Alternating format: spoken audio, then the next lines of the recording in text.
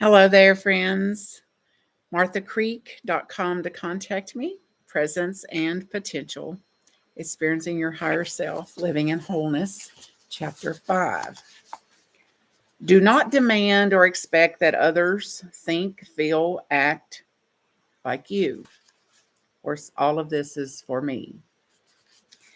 Whenever I demand or expect that others should think, feel, and act like I do, I find myself thinking things like, I never would have done it like that.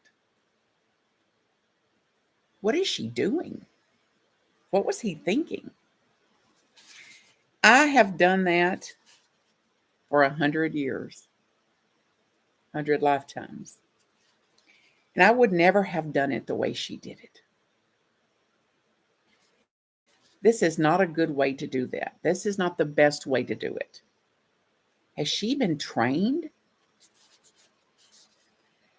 How do we allow ourselves to have our way of doing things and not think, feel, demand, or expect that others are going to do it our way? How in the world are we going to apply this?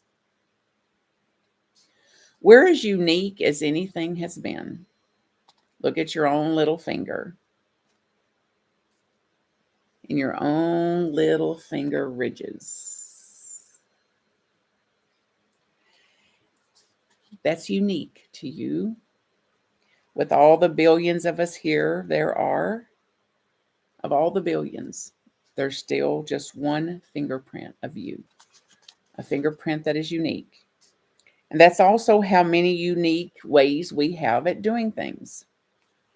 When I believe any other person in the universe is going to do something the way I do it, that puts pain on me, and the misery is on me, and the suffering is on me and in me.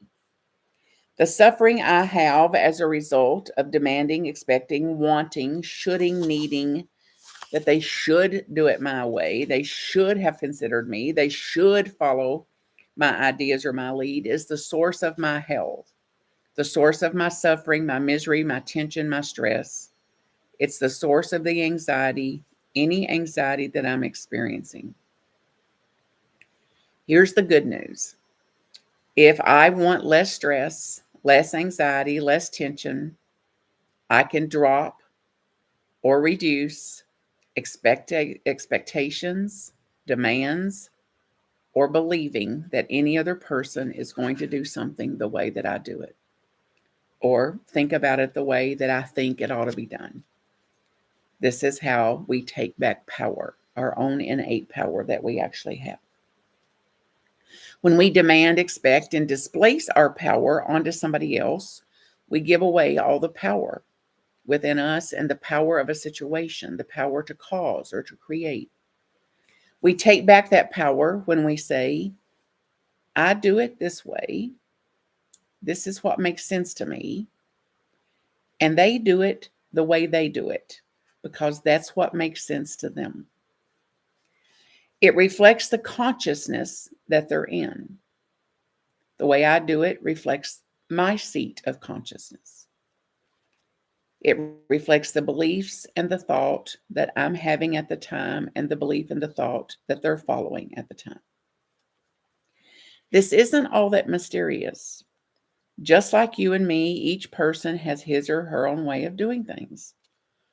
When we dismantle the right and wrong framework and the good and bad framework, we have less emotional reactivity to whatever others are doing and even how they do it. Taking back your power leaves you more responsive and less reactive.